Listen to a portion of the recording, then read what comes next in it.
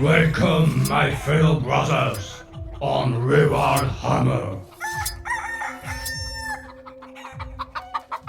Eh bien, le bonsoir, mes très chers ruralistes. Salut à tous et bienvenue sur Rural Hammer, le podcast du Wargame à l'ancienne, le podcast du Wargame estival avec des températures qui facilitent un peu plus l'éveil à la vie et au plaisir et au bien-être également. Salut, ça va une petite émission qui n'était pas forcément prévu, une petite émission un petit peu à l'arrache, et une petite émission qui parle d'un jeu dont globalement vous vous foutez en grand nombre. Donc vous l'avez vu dans le titre, nous allons parler de Zone Mortalis. Zone Mortalis est un mode de jeu fait pour Horus Heresy.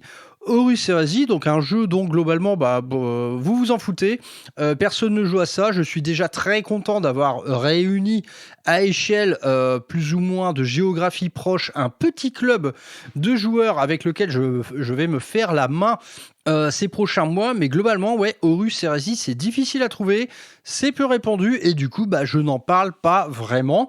Les dernières émissions elles datent globalement d'un an, donc je peux vous indiquer tout ça si ça vous intéresse. Ça avait commencé par une émission nommée La Grosse Boîte Saturnine où je vous faisais une review à la fois des figurines mais aussi des règles et mon ressenti là-dessus. Une autre émission qui s'appelait L'Appel de la Légion, c'était un C'est notre projet où je vous expliquais comment monter une légion Astartes de A à Z. Naturellement une émission qui était pas mal centrée sur le lore et sur le jeu narratif. Et en dernier lieu, l'hérésie en tout petit qui vous avait à l'époque induit en erreur parce que vous croyiez que je parlais de Légion impérialiste, mais non, nous parlions d'un micro-format pour l'Horus Heresy, le format Civil War, un format qui se joue à 500 points et sur lequel j'ai fait de nombreuses parties depuis. Donc, ça faisait longtemps qu'on n'avait pas parlé de l'Horus Heresy et là, on va parler un peu de ce qui est la niche de la niche dans l'ultra-niche, c'est la Zone Mortalis. En gros, un mode de jeu spécial pour Horus Heresy, et si vous vous en foutez, eh bien vous avez probablement un petit peu tort, car ce format, naturellement, nous allons l'appliquer au maximum aux autres jeux et aux autres univers. Comme dit dans le titre, je veux du Zone Mortalis for All, en hommage à ce superbe album de Metallica. Mais bon, globalement, il faut quand même que je vous parle un petit peu de l'Horus Heresy et l'occasion pour moi, en fait, de vous faire un petit bilan après un an de V3, un an finalement de découverte de ma part de ce fantastique jeu. Bon, globalement, ce que je peux en dire déjà avant toute autre chose, c'est un jeu où l'investissement personnel n'a absolument rien à voir avec celui que je mène à 40K. Non pas qu'il soit vraiment plus massif, mais l'investissement, il se fait dans une optique complètement différente et un investissement qui sera principalement centré sur le lore. Comme je vous en avais parlé dans l'émission L'Appel de la Légion, construire des projets à Horus Heresy, c'est construire quelque chose d'absolument soudé au lore, un lore qu'on va vouloir explorer dans le moindre détail, et ça se répercute directement en termes de modélisme, en termes de peinture, en termes de projet, en termes de list building. Bref, on est sur un investissement vraiment différent. 40K demande un investissement massif en termes d'actualité. Là, c'est un peu tout le contraire, parce que globalement, on va beaucoup se replonger dans le passé, dans les anciens romans. J'ai beaucoup lu, en fait, pour nourrir cette expérience Horus Heresy. On va se replonger quelque part dans les méandres et idéalement dans les fameux Black Books, dont certains extraits vous sont offerts sous forme de PDF sur Warhammer Community. Pages from the Black Books. Je vous conseille toutes ces lectures-là. Les Black Books, donc c'était ces gros livres noirs sortis lors de la première version de l'Horus Heresy. C'est tout simplement la méga référence ultime que Game Workshop ait fait en termes de lore. C'est simple, il n'y a pas au-dessus. J'ai eu la chance de les lire, mais il y a longtemps, donc mes souvenirs sont un peu diffus. Mais ces gros bouquins-là, c'est le top du top du top du lore et c'est vrai qu'on a un peu tendance à aller rechercher les infos qu'il y a là-dedans. Autre facteur, et ça je le confirme à mes dépens, c'est que c'est un jeu de collectionneur. Pour ma part, c'est simple, j'arrête pas. J'arrête pas de collectionner des figurines de Horus Heresy. On est clairement sur du projet hobby, mais qui est fait pour le hobby. C'est-à-dire une expérience de modélisme et de peinture qui va passer avant le jeu, pour être tout à fait clair. La collectionnite, elle va de pair avec Horus Heresy. Il y a quelque chose en fait qui vous aspire dans ce jeu, en dehors en fait de toute perspective mercantile, quoi. Il y a quelque chose qui vous aspire. Parfois, vous allez lire un simple texte de lore dans un libère qui concerne un certain type d'escouade. Cette escouade, vous allez vouloir l'avoir dans les mains. Et ensuite, vous allez vouloir la personnaliser. Et là, en fait, il y a aussi cette personnalisation extrême de tous les formats, de tous les châssis, de toutes les figurines, qui va également complètement contaminer cette expérience de collectionnite aiguë. Autre observation, et pas des moindres, c'est tout simplement la gamme de figurines qui est toujours exceptionnelle, jamais décevante. Il y a juste finalement ce modèle de grappe d'amélioration qui coûte un peu trop cher. Bon, ça, il y a des moyens de le contourner. Moi, par exemple, de temps en temps, ils sortent une boîte d'armes spéciales avec, par exemple, 50 guns, là, je sais pas, des lance-flammes, des combis plasma, je sais pas trop quoi. Dans le lot, il y a qu'un seul type d'arme qui m'intéresse. Naturellement, je vais pas fumer 35 balles pour m'acheter cette boîte. Je vais faire appel au 3D print, au recast ou au que sais-je. Mais c'est vrai que si on joue le jeu de l'offre commerciale officielle, waouh! Parce que c'est dommage, parce que de base, les kits Horus Heresy sont à des prix quand même plus raisonnables que ceux de 40K, bien que ça ait un peu diminué cet aspect plus avantageux avec les nombreuses augmentations successives.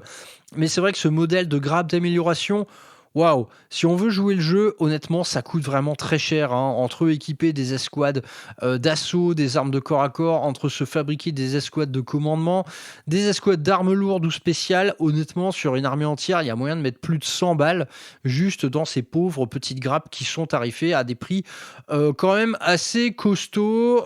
Preuve en est le dernier kit de bouclier de Brecher. Donc là, c'est la stupidité totale parce que ce kit de bouclier seul, vous avez 10 boucliers avec 10 guns, 40 €. Vous achetez l'escouade, 50 €.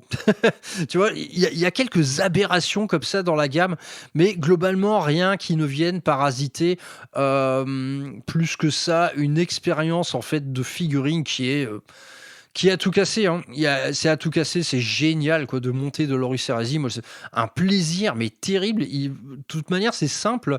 Ça fait 1 an qu'il ne se passe pas la moindre semaine sans que j'ai une petite expérience de montage Horus Heresy. J'en fais très, très, très régulièrement.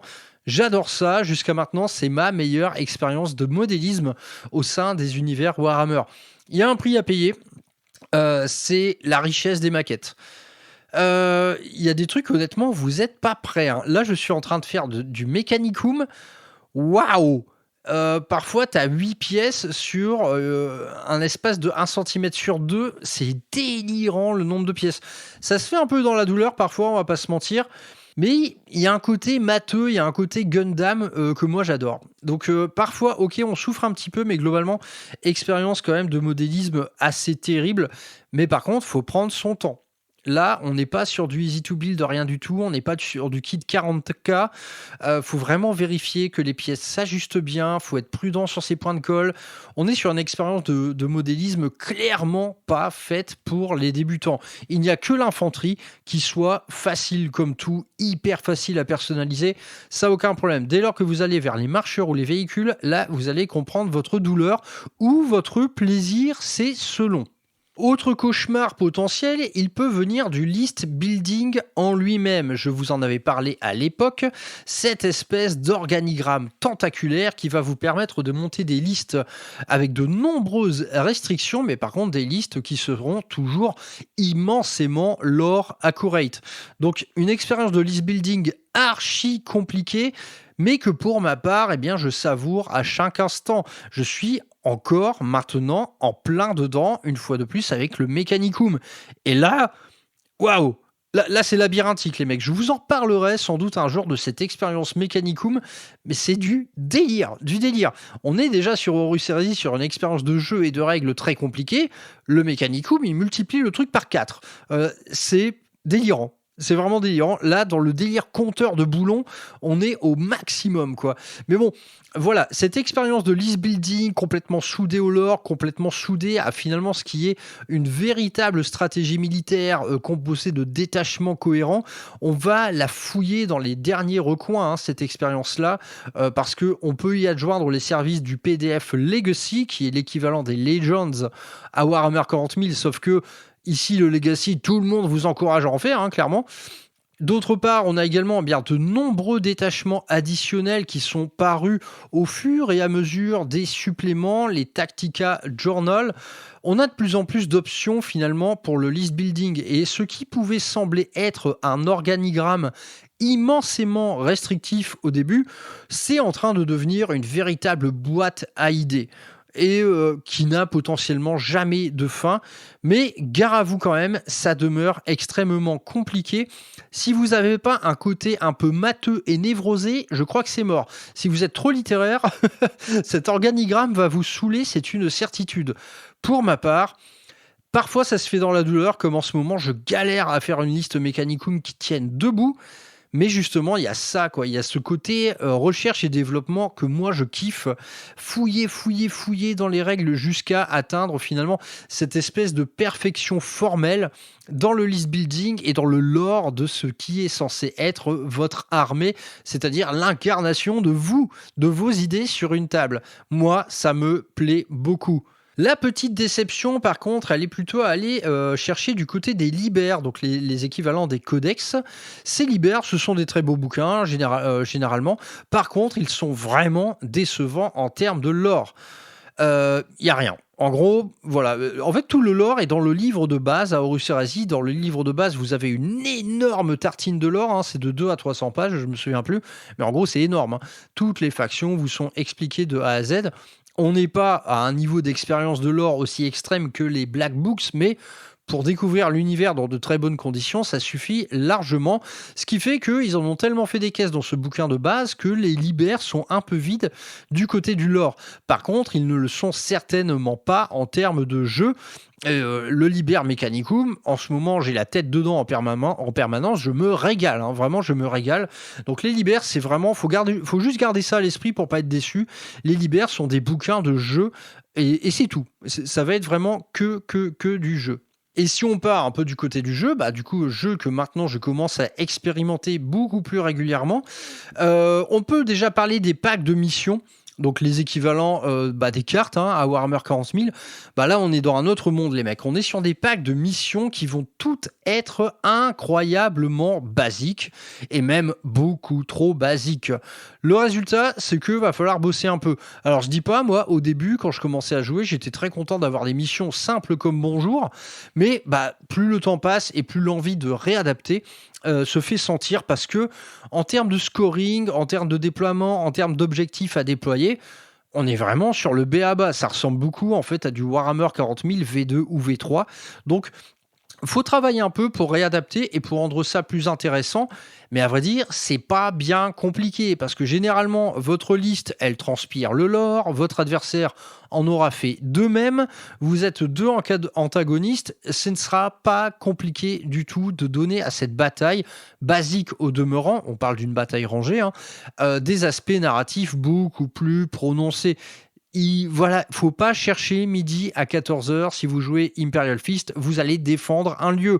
Si vous jouez Alpha Légion, vous allez saboter un lieu. Vous voyez ce genre de truc. Donc c'est très très facile.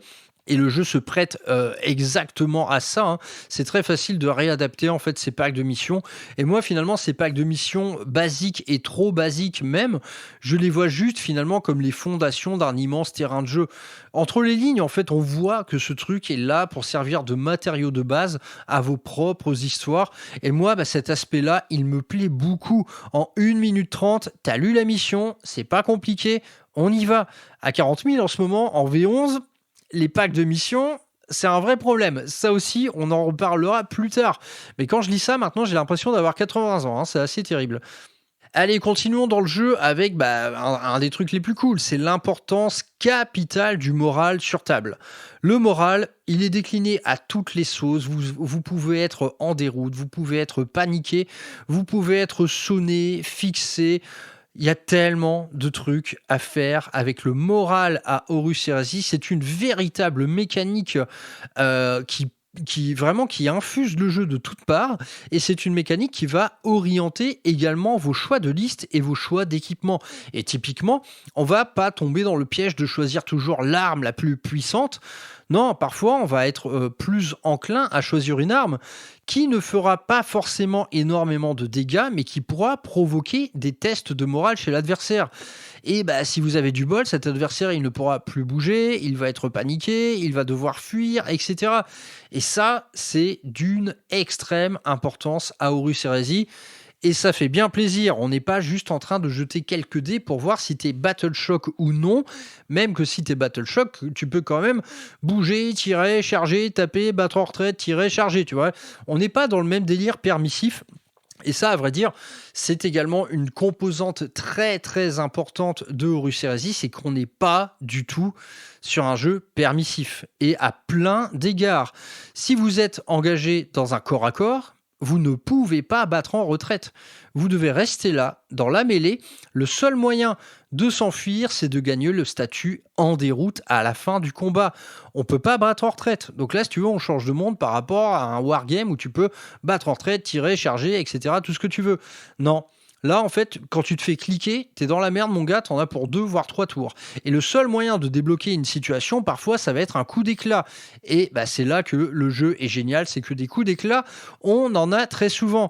Mais en tout cas, ouais, jeu assez restrictif. Par exemple, si t'es un Dreadnought et que tu te fais engager en mêlée, tu pourras pas tirer, et tu pourras pas tirer ailleurs non plus. Non, t'es en mêlée, tu ne tires plus. Donc, il y a quelques surprises, en fait, il y a quelques changements très radicaux par rapport à un wargame très permissif comme 40K. Moi, ça me plaît. Honnêtement, ça me plaît beaucoup. On fait extrêmement gaffe, justement, à ne pas, en fait, avoir des Dreadnoughts qui se font cliquer, à moins d'être équipés en corps à corps, évidemment. Autre truc assez fondamental, c'est les défis. Les défis, donc ce mini-jeu dans le jeu qui engage 2 personnages, qui, dans ses mécaniques, ressemble un petit peu à Inquisitor. Moi, ça m'a rappelé des très bons souvenirs. C'est cool.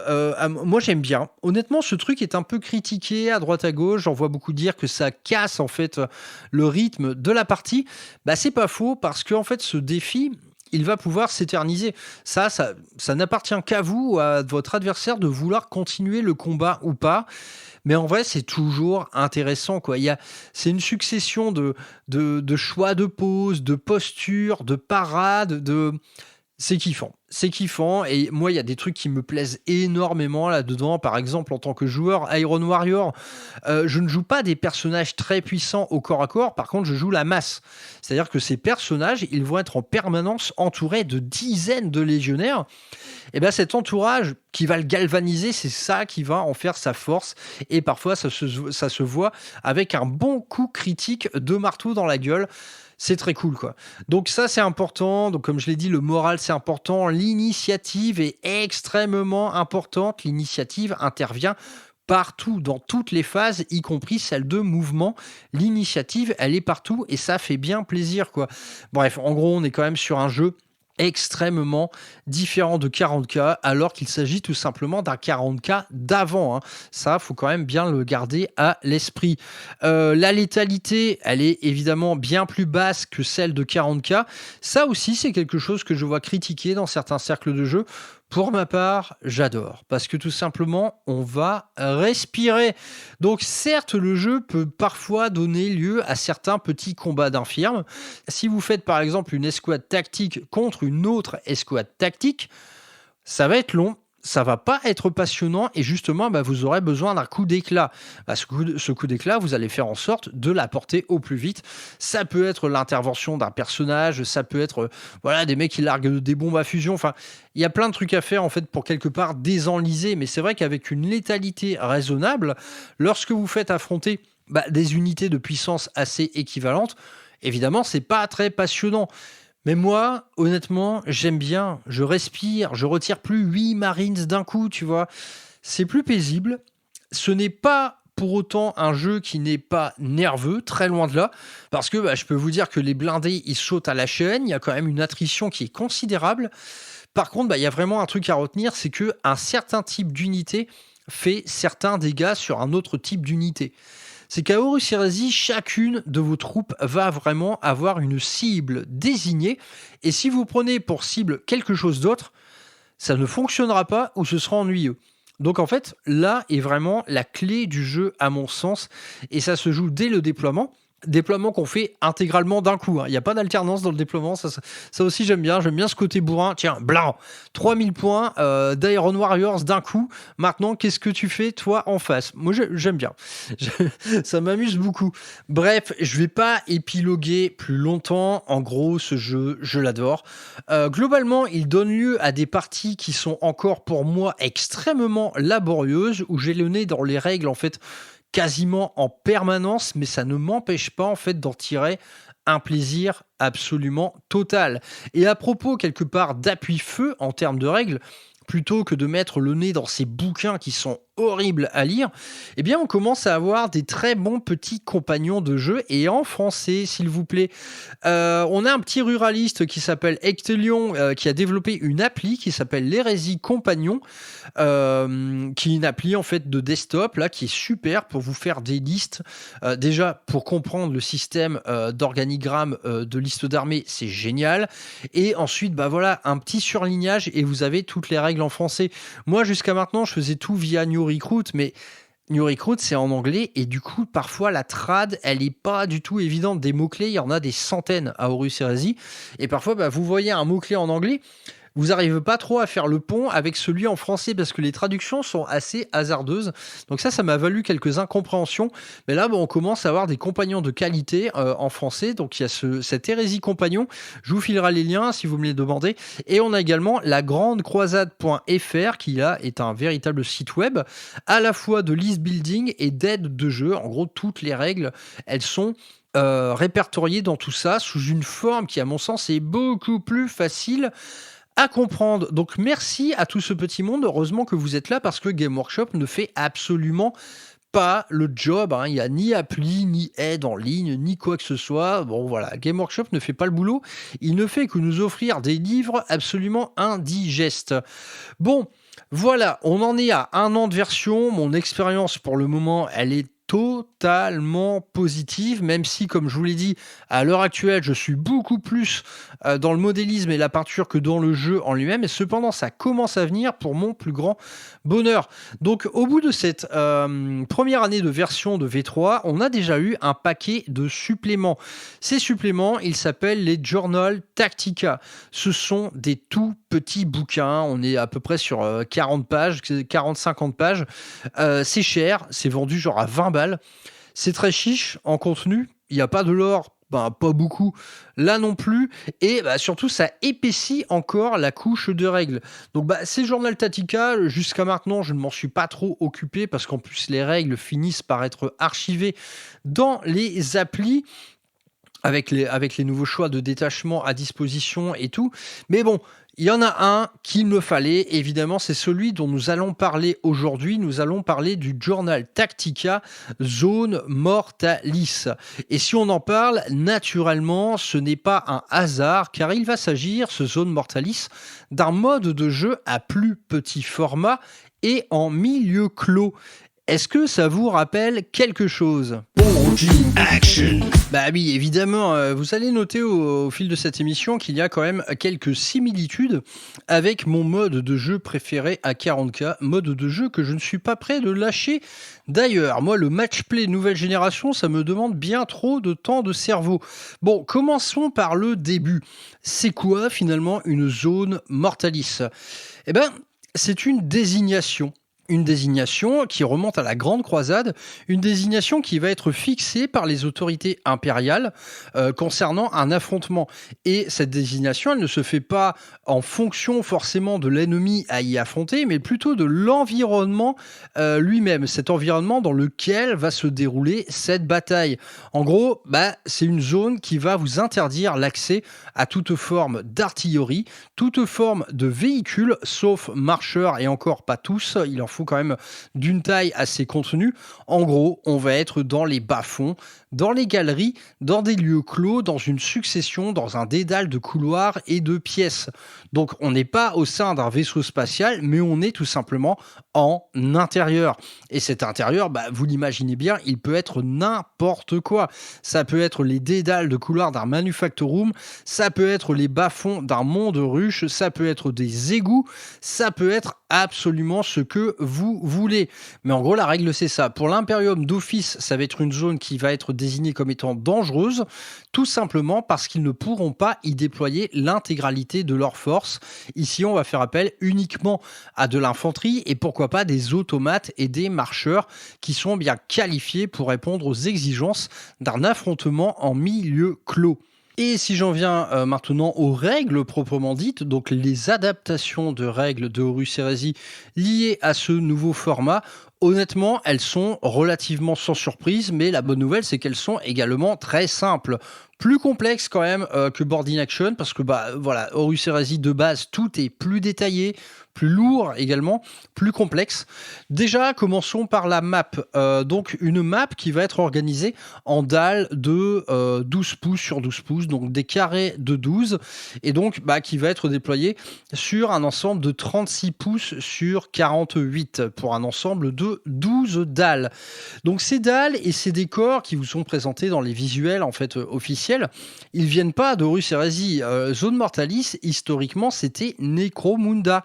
C'était une manière en fait de faire des tables très chargées avec pas mal de hauteur, des escaliers, des monts de charge, des trucs comme ça. Ils avaient mis en place en fait cette espèce de système modulaire de murs, de piliers et de décors qui montent, qui descendent pour faire en fait des tables véritablement immersives. C'était très adapté à Necromunda et le Zone Mortalis pour Horus Heresy est apparu plus tard avec quelque part le même succès parce que on est sur des tables simples à construire. En fait, il y a des murs, des piliers, des étages, des plateformes avec un sol en dur. Et ce sol en dur, en fait, à lui seul, à mon sens, c'est quelque chose qui renforce définitivement l'immersion par rapport à un bête tapis en néoprène. Mais bon, en ce qui concerne les décors, j'y reviendrai. Mais la taille officielle de tout ça, c'est 36 sur 48 pour livrer des affrontements en 1500 points. Et donc 1500 points, donc c'est la moitié du format officiel de Horus Heresy qui est de 3000. 1500 points, à Horus Heresy, on peut quand même être sur quelque chose d'assez populeux. Vu que là, on est privé de véhicules, donc les véhicules, c'est ce qui coûte le plus cher que les marcheurs même. Sans ça, finalement, un projet à 1500 points, ça fait quand même une belle petite armée, quoi. Et donc tout ce petit monde va se débattre en fait sur cette map qui va naturellement inclure des règles concernant l'ouverture, la fermeture des portes, la destruction de murs fragilisés, l'exploitation de failles dans le béton, tu vois, et donc tout ça, ça donne lieu à des interactions assez nombreuses, comme par exemple le placement de charges de démolition, des armes dédiées justement à perforer ces murs, comme on en retrouve dans les escouades de brécheurs, par exemple, plusieurs types d'explosifs à disposition également. On peut également détruire un mur au corps à corps, et bon, là, on commence à rentrer dans des perspectives assez sympas, comme défoncer un mur avec une charge de Dreadnought Léviathan. Voilà, défoncer un mur avec un Dreadnought pour qu'ensuite vos troupes pénètrent dans la brèche. Là, on commence à aller vers des perspectives de baston assez sexy. Oui, donc ça, je vous l'ai dit, on a bien le droit à aligner des Dreadnoughts à Zone Mortalis. Donc les règles, elles sont nombreuses, elles incluent également des règles pour les échelles, les élévateurs, les barricades qui vont vous fournir du couvert supplémentaire. On a également, et là c'est très sympa, des règles assez touffues qui vont plutôt insister sur l'environnement très claustrophobique de Zone Mortalis. Donc des règles qui concernent des espaces très confinés, c'est-à-dire que là on est entre quatre murs, quoi. On va avoir droit également à des tests de morale, par exemple s'il y a une unité qui bat en retraite proche de vous, chose qui est absente du jeu normal. Bref, finalement, ils insistent un peu sur l'oppression que représente une bataille à livrer dans un milieu clos et souvent dans un milieu dégueulasse. Vous vous imaginez des néons qui clignotent, etc. Bref, il y a beaucoup de choses qui changent et il y a même en fait des règles qui vont concerner l'éclairage des lieux.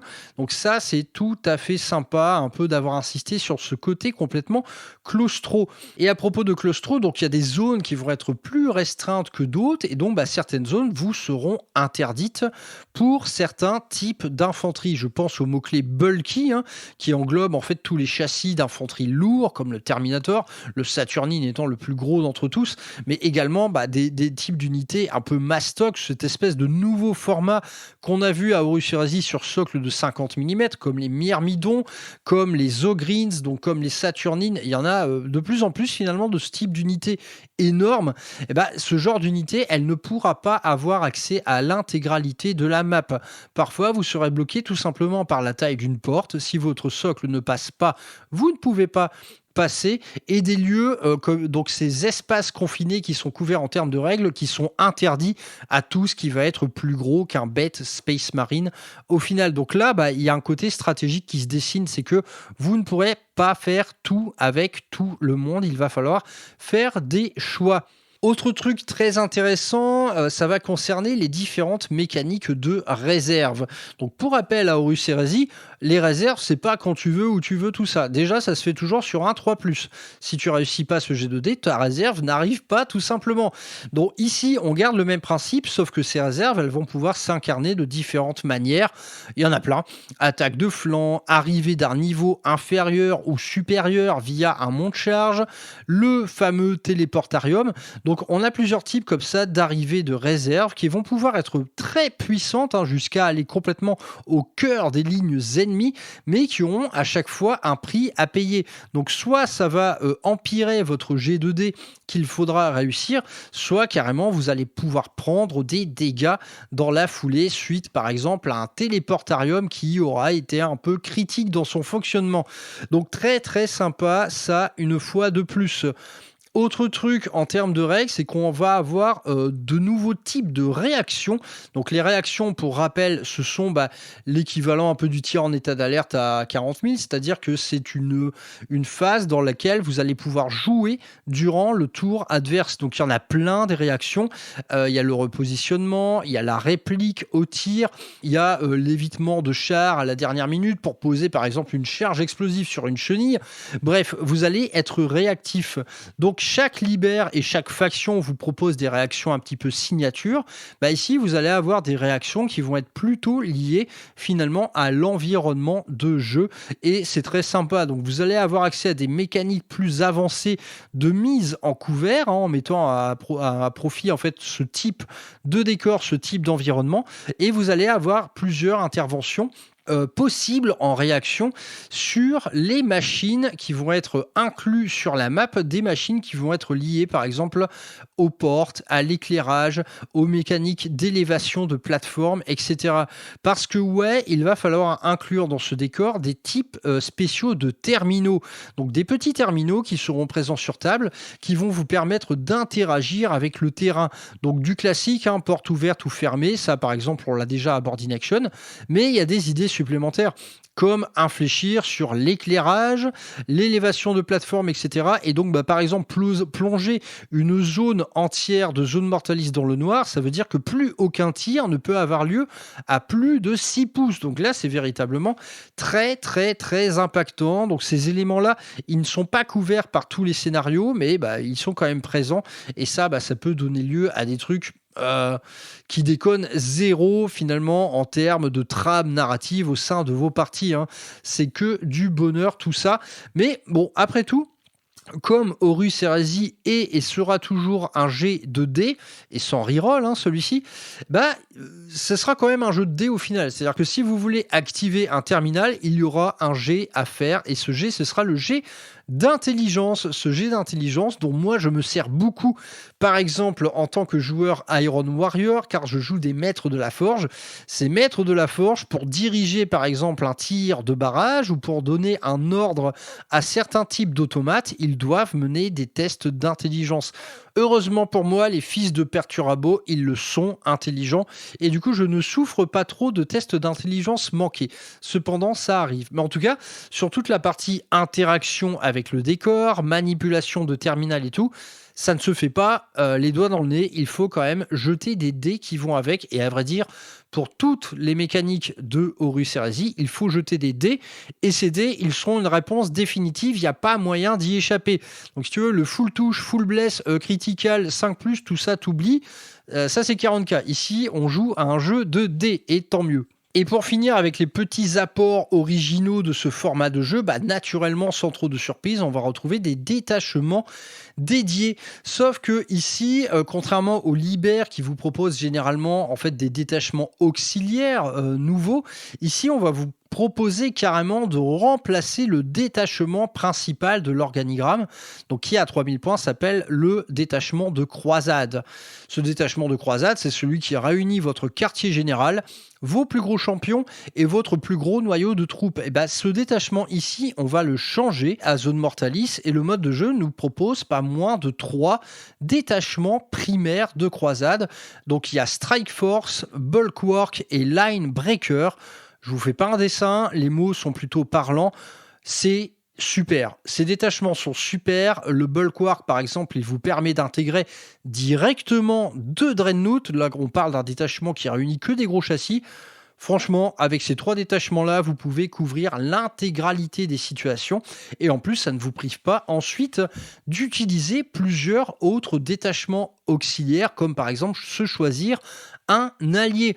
Donc super outil, ces 3 détachements. Franchement, chaque légion, chaque faction de Horus Heresy a clairement son petit chouchou au sein de ce trio. Donc ça, c'est très très très bien fait.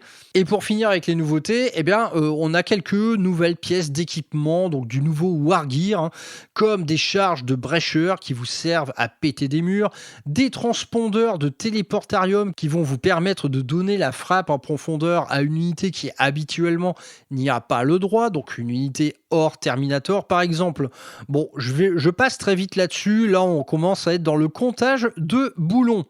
Et vous me direz finalement dans ce mode de jeu, quelles sont les unités stars quelque part, quelles sont les unités que tout simplement on va avoir envie de jouer. Tout d'abord, avant toute chose, on va avoir tout de suite une grosse saveur pour toutes les unités qui tournent autour de l'avant-garde. L'avant-garde, donc c'est un mot-clé qui s'appelle Vanguard, et ça, dans le jeu normal Horus Heresy, donc on parle tout simplement d'unités d'assaut, généralement des unités qui vont vite et qui sont faites pour le corps à corps. Par exemple, ça, dans le jeu normal Horus Heresy, certes, ces unités sont efficaces, par contre, elles ne vous récompensent pas de ouf en termes de score. Ici, à Zone Mortalis, ça va être différent. L'attrition qui aura lieu sur des objectifs et qui sera menée par des unités qui ont ce mot-clé, le mot-clé Vanguard, ça va vous rapporter gros. Et donc, globalement, non pas pour optimiser forcément, mais on va avoir envie d'aligner quand même pas mal d'unités avec ce mot-clé-là. Donc des marines nettoyeurs, des cohortes Usarxar pour le Mechanicum. Il y a énormément d'unités en fait typées Vanguard et vous aurez l'embarras du choix. Mais là, clairement, dans ce mode de jeu, c'est le corps à corps, je pense, qui sera à l'honneur. Autre type d'unité qui aura forcément vos faveurs, c'est toutes les unités qui vont un peu être scientifiques, comme les équivalents de Tech Marine, les maîtres de forge, etc. Les gars, en fait, les maîtres des signaux, par exemple, le siege breaker, le briseur de siège, et aussi il peut être utile. En fait, ces mecs-là vont être là pour synergiser avec toutes les mécaniques qui seront présentes sur table. Ils ont tous un point commun, c'est qu'ils ont des excellentes statistiques en termes d'intelligence. Donc ils seront les plus à même de manipuler en fait l'architecture du terrain. Autre type d'unité star de ce mode de jeu, c'est tout simplement tout ce qui va avoir un bouclier. Donc les plus iconiques d'entre eux sont naturellement les Marines Breacher, parce que eux, c'est leur job de nettoyer les intérieurs de vaisseaux spatiaux avec des tirs de bolteurs très nourris, bien au chaud derrière un énorme bouclier qu'ils peuvent poser à terre pour former un véritable mur impénétrable. Donc le bouclier à Zone Mortalis, naturellement, quelle que soit la faction que vous allez choisir, vous en aurez forcément à dispo parce qu'ils apportent des mécaniques et des réactions bien trop précieuses. Autre unité assez star, eh bien, ça va être les automates. Donc les automates du Mechanicum, qu'on va retrouver en fait assez souvent en détachement allié. Vous allez vous adjoindre en fait les services de quelques automates, des automates qui sont programmés pour tout simplement avancer dans les couloirs et faire feu automatiquement sur tout ce qui va passer en face d'eux. Donc ce genre d'automate, il peut être leadé, ils vont être leadés par des tech priests du Mechanicum avec quelques petits bonus qui vont bien pour en faire des unités un petit peu fiables. Bref, ça c'est sexy, et puis il y a même certains types d'automates qui sont dédiés à ça, qui sont dédiés au combat en milieu clos, comme les Vorax Automata, qui sont des figurines superbes qu'on attend encore en plastique cependant. Mais ça, clairement, ça peut vous faire des alliés super cool en termes de jeu, ça vous changera un peu d'être full Astartes, quoi. Autre star du mode de jeu, là ça rejoint un petit peu Board in Action, naturellement, ça va être les lance-flammes, mais pas forcément pour les mêmes raisons. Les lance-flammes à Board in Action, c'est redoutable parce qu'on peut spammer un petit peu de l'état d'alerte. Ici, le lance-flamme à Horus Heresy, ce sont des tirs qui vont vous déclencher chez l'adversaire du test de panique à gogo. Et dès lors que vous déclenchez plusieurs tests de panique, eh bien, comme je l'ai dit précédemment, s'il y a des troupes proches de ces unités désormais paniquées ou en déroute, eh bien, elles peuvent très bien paniquer à leur tour. Donc là, ça peut faire carrément des gros bobos sur des unités qui ont des valeurs en commandement assez faibles. Donc le lance-flamme, il va être très utile pour ça, pour déclencher en fait des statuts tactiques chez l'ennemi. Autre truc assez séduisant, vu que nous sommes privés de blindés, ça va être les plateformes de tir, ces fameuses petits châssis rapières auxquels vous avez accès, que ce soit en Solar Auxilia ou en Astartes. Là, clairement, une petite rapière de bolter lourd dans des milieux clos, ça, c'est très sexy. Et là, idem, c'est encore une belle option de modélisme pour votre collection.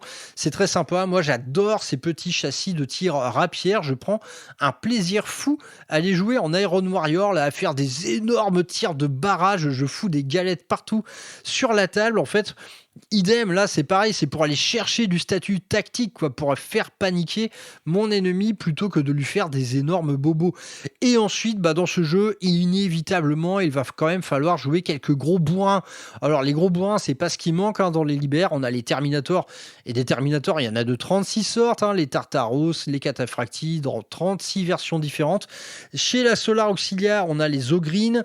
Chez le Mechanicum, on a le Myrmidon. Donc évidemment qu'on va avoir envie de jouer ce genre de grosse brute, ce genre de gros socle, qui certes ne pourra pas aller partout, mais qui sur table naturellement sera une source d'enjeu considérable. Et là, de toute manière, vu qu'on est assez réduit en points, on va pas faire le bourrin à jouer par exemple 6 Ogrines. Généralement, on va se faire des plus petites unités, 2-3 personnes par exemple, ce sera amplement suffisant pour ce mode de jeu là. Et pour finir, naturellement des marcheurs. Et des marcheurs, ça tombe bien, on en a dans toutes les factions. Dans le Mechanicum, vous avez 36 types d'automates différents. Chez la Solar Auxilia, vous avez des marcheurs légers et des marcheurs lourds. Vous avez le droit aux deux. Et en Astartes, tous les types de Dreadnought s'offrent à vous, y compris de l'assez gros comme le Léviathan. J'ai pas regardé si on pouvait jouer du Saturnine. Là, en première lecture, je n'ai rien vu qui l'interdisait. Mais du Dread à 350 points pour ce type de mode de jeu, je crois que c'est trop. Là, clairement, le mieux placé dans tout ça, c'est le Contemptor. Et une liste Astartes avec une paire de Contemptor, naturellement que ça vend du rêve. Mais vous avez tout aussi accès au Léviathan. Donc tout est possible en termes de marcheurs, mais ce serait dommage de ne pas se priver, parce que là, on est en train de parler d'un board in action en plus gros avec des marcheurs. Et évidemment que c'est kiffant tout ça. Pour continuer dans le livre, le pack de missions, il rejoint un peu le constat que j'ai fait précédemment pour les missions qui vous sont proposées pour l'Horus Heresy. Tout va être très simple. Donc là, vous avez un ensemble de 6 scénarios, simples comme bonjour, qui ne demandent qu'à être enrichis. Cependant, c'est quand même intéressant à lire parce qu'il y a une certaine normalisation du terrain. Le livre vous donne des indications sur le nombre d'éléments lourds ou légers à placer par carré pour avoir une bonne homogénéité finalement dans cette espèce de labyrinthe, quoi. Et ensuite, les objectifs primaires, c'est super simple. C'est vraiment, j'ai rien à en dire, c'est des trucs mais hyper pétés, c'est simple comme bonjour, c'est même très accessible à des débutants. Donc on a un ensemble de 6 scénarios qui sont quand même très sympas, qui introduisent plusieurs choses comme le combat sur plusieurs étages, comme la mise en œuvre également de plusieurs terminaux qui vont interagir avec le décor. Donc tout ça, ça forme une bonne base pour débuter, mais on n'est clairement pas au niveau de richesse d'un boarding action. Boarding action, bouquin auquel on ne manquera pas de s'inspirer pour carrément en fait copier-coller certaines mécaniques de jeu. À Horus Heresy, ce sera très très simple à mettre en place certains scénarios de boarding action. C'est juste que la map est plus grande et l'effectif est plus nombreux. Mais dans les mécaniques, rien ne change. Donc vous pourrez faire en fait des scénarios typiques boarding action, comme défendre des chambres fortes, comme libérer des prisonniers, comme essayer d'ouvrir une brèche sur le vide spatial, etc. Il y a à peu près 200 scénarios possibles à adapter à Horus Heresy. Et à mon sens, ça se fera assez facilement. Et donc, pour clôturer ce nouveau petit bouquin, qui mine de rien, malgré son petit volume, est quand même bien rempli, eh bien, on a quelques nouvelles unités. Et c'est là qu'on voit qu'Horus Heresy est un jeu beaucoup plus mignon que 40K, parce que ces nouvelles unités, elles n'existent pas forcément dans l'offre commerciale de Games. Donc, ça fera appel à de la conversion. Et tout mignons qu'ils sont, ils vous expliquent comment les faire, ces conversions. En gros, tu prends ce flingue-là, tu le mets là, et tu mets ton point de colle là. Voilà, ça c'est le genre de petite différence qui fait bien plaisir. Donc je vais passer assez rapidement tout ça. On a un nouveau type d'automate pour le Mechanicum qui est le fameux Castellax, l'automate quelque part le plus emblématique de la faction, dans sa variante Infernus. Comme son nom l'indique, ça va être un Castellax armé d'un énorme lance-flamme lourd. Donc conversion très simple à faire, j'ai envie de dire, allons-y. Chez la Solar Auxilia, c'est plus intéressant avec par exemple les Veletaris Raiders. Là, on va parler de troupes de choc avec boucliers, donc qui sont formés et entraînés pour le combat en milieu clos. Et on va être quelque part sur un genre d'équivalent aux brècheurs de la marine impériale de Warhammer 40 000. Bref, c'est tout à fait excellent, ça donne plus de corps à votre Solar Auxilia dans ce mode de jeu. Ici aussi, ça va être très simple à convertir. Vous pouvez leur mettre par exemple des boucliers d'un kit d'Arbites. Ça fonctionnera très très bien entre 36 autres idées. Donc petite idée de conversion assez sympa. Et on a une deuxième escouade pour la Solar Auxilia qui va être la Combat Technician Section. En gros, des scientifiques. En gros, on va parler d'une petite escouade de 5 mecs. Ils peuvent être plus nombreux, mais 5 mecs, à mon sens, ça va être suffisant. Et eux, de l'intelligence, ils en ont. Et ils peuvent en fait synergiser avec plein de trucs qui seront présents sur table. Donc ce sera votre petite escouade scientifique, donc les matheux qui vont s'occuper de manipuler les terminaux et les différentes mécaniques que vous trouverez au sein des couloirs. Excellent, très très bonne idée. Et du côté Space Marine, là, on va partir sur du vétéran. Donc, le vétéran de la Despoiler Squad, donc les squads nettoyeuses, ce sont tout simplement des Astartes de corps à corps qui, dans leur variante vétéran, vont avoir accès à tout un tas d'équipements supplémentaires. Là, c'est ça, vous pouvez en faire un avec un bouclier et une hache énergétique, un autre avec un marteau à 2 mains, un autre avec un pistolet à plasma dans chaque main. Vous faites ce que vous voulez, c'est complètement open en termes d'équipement et c'est ça qu'on adore. C'est ça qu'on adore convertir. Donc, j'en ai déjà fait 2, des escouades comme ça. Je ne m'en lasse pas, c'est toujours la grosse bible à l'équipement là-dedans. Et ça, typiquement, c'est une escouade avec le mot-clé Vanguard et Vanguard 3, ça veut dire que vous marquez 3 points dès lors que vous nettoyez une escouade ennemie sur un objectif. Donc ça, typiquement, dans ce mode de jeu, ce sera très fort. Et autre variante de vétéran, cette fois, c'est l'escouade brècheuse, le fameux Breacher Squad dans sa déclinaison vétéran, avec là aussi 2 fois plus de PV et beaucoup plus d'équipement. Donc ça, je veux absolument tout. Donc voilà, le bouquin est déjà fini, honnêtement ça se lit en 20 minutes, donc c'est le genre de bouquin un peu chiche mais qui globalement donne quand même beaucoup d'idées. Et comme toute idée doit commencer sur une table, parlons-en un petit peu de cette table. Bon, bah, ce projet table, ce projet construction de map, il représentera sans trop de surprise mon projet de table le plus ambitieux à ce jour. Tellement ambitieux, à vrai dire, eh bien, que je dois déléguer un petit peu. C'est pour ça que j'ai confié le design de la chose à un créateur 3D sur Instagram. Il s'appelle Francky. Il a même pas, je crois, d'entreprise officielle. Il est connu dans le milieu justement pour ses zones mortalis et bah, après avoir pu observer certaines de ses tables, naturellement, c'est sur lui que j'ai jeté mon dévolu. Donc je le fais travailler, ce petit gars, en matière de design 3D. Ça avance plutôt bien, mais c'est quand même très très long à mettre en place. Donc je vous explique un petit peu comment je fais. Je vous ai dit que le format de jeu normal, c'était du 36 sur 48. Bah, pour cette map, je rajoute une rangée de 4 carrés pour finir à 48 sur 48. Le but du jeu, c'est que ces 4 carrés supplémentaires, ils incluent une énorme zone, un énorme élément de terrain. Donc pour ma part, ce sera une plateforme de débarquement, une plateforme voilà, pour troupes aéroportées. Et donc bah, le but du jeu, c'est que ok, là j'aurai une belle table narrative de 48 sur 48. Et si je veux jouer au format officiel, le but du jeu, c'est que je puisse enlever l'élément le plus gros et avoir une map standard. Mais bah, tout ça, ça se pense en amont. Il faut que le tout soit parfaitement modulaire. Idem, en fait, ces carrés, je vais pouvoir les mélanger entre eux pour changer un peu de forme de labyrinthe, vous voyez. Donc tout ça, ça se pense en amont et ça se pense en fait au service du jeu. Donc c'est une map qui impliquera, je pense, un scénario star, hein, c'est-à-dire que cette plateforme aéroportée, elle peut pas être à la source de 36 000 scénarios différents. Généralement, ça va être secourir des civils et les faire embarquer à l'intérieur d'un Storm Eagle, tu vois, quelque chose comme ça. Bref, du grand classique de mission aéroportée finalement.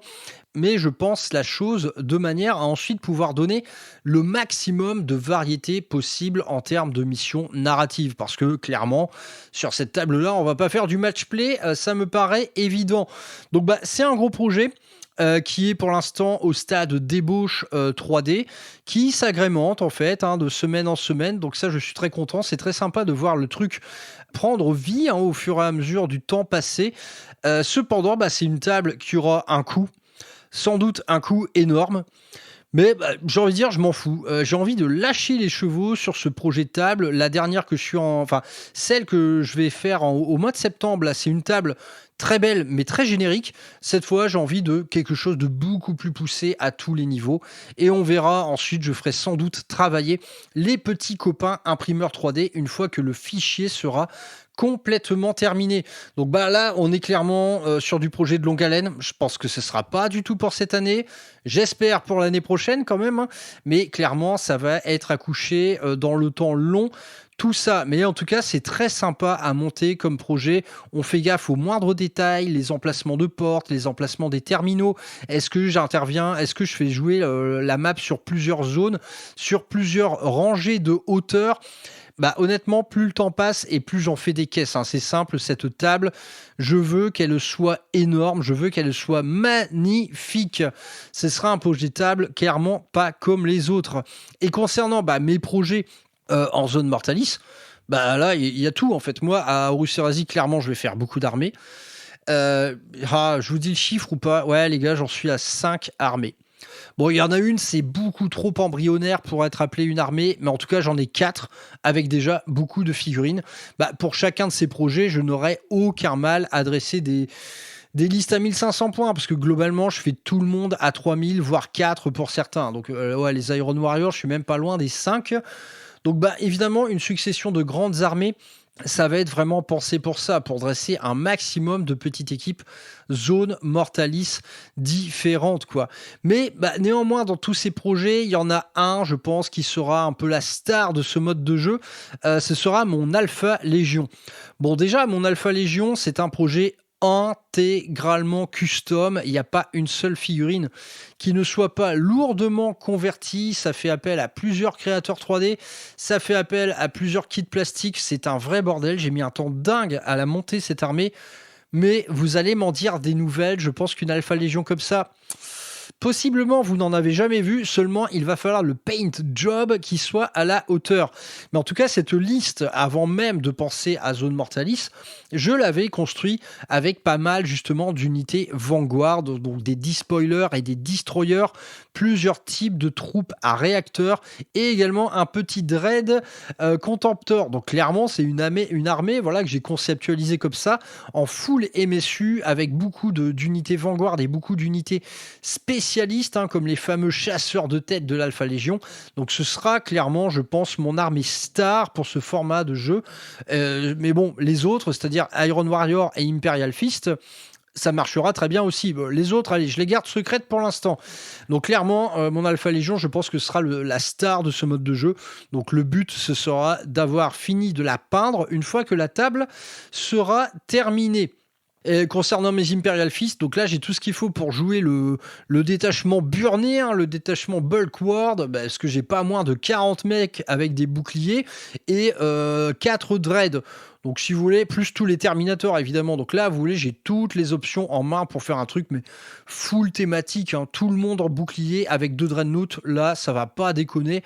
Donc ce sera naturellement du bon vieux détachement enclume. Et avec tout ça, j'ai également mes Iron Warriors, que je ne vais pas me priver de les jouer. J'ai énormément d'infanterie. Je n'ai pas de marcheurs cette fois, donc là, ce sera vraiment full infanterie. Et pourquoi pas y inclure par exemple 3 Saturnines et 5 Terminators de siège. Voilà, là on va bien s'amuser, mais clairement, comme je joue très populeux en Iron Warrior, je pense que cet exercice Iron Warrior à Zone Mortalis, il sera intéressant, parce qu'à mon avis, je serai toujours 2 fois plus nombreux que mon adversaire, et j'enverrai mourir mes troupes sans la moindre pitié. Bon, après il y a le Mechanicum, Ah bon non, ça j'ai dit Mechanicum, je pense que j'en parlerai un autre jour. Ce sera même un peu sans doute une émission fusion où on va parler également du lore, pourquoi pas du schisme de Mars. Par contre, y a une faction que j'ai pas et qui à mon sens représente un choix extrêmement séduisant pour ce format de jeu Zone Mortalis. La Solar Auxilia évidemment. Il y a beaucoup d'infanterie. Il y a des troupes de choc de plusieurs types, tir au corps à corps ou scientifiques, comme on l'a vu précédemment. Il y a beaucoup de marcheurs, il y a des ogrines. On peut avoir pas mal d'alliés en Mechanicum avec plusieurs types d'automates. On a les tout nouveaux châssis rapières qui sont excellentissimes. Ouais, la Solar Auxilia ne serait-ce pas la faction quelque part la plus sexy et surtout la plus originale pour jouer à Zone Mortalis. Bon là, néanmoins, je ronge mon frein, je ne pourrais pas tout faire non plus, quoi.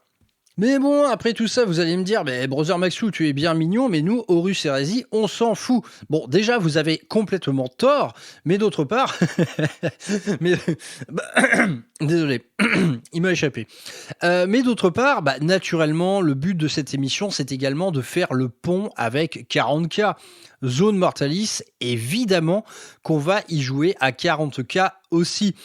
Et dans mon cadre, c'est-à-dire mon cadre qui est à la fois personnel et à la fois associatif, via l'association Rural Hammer, ce projet de table Zone Mortalis, il va tout à fait dans ce sens-là.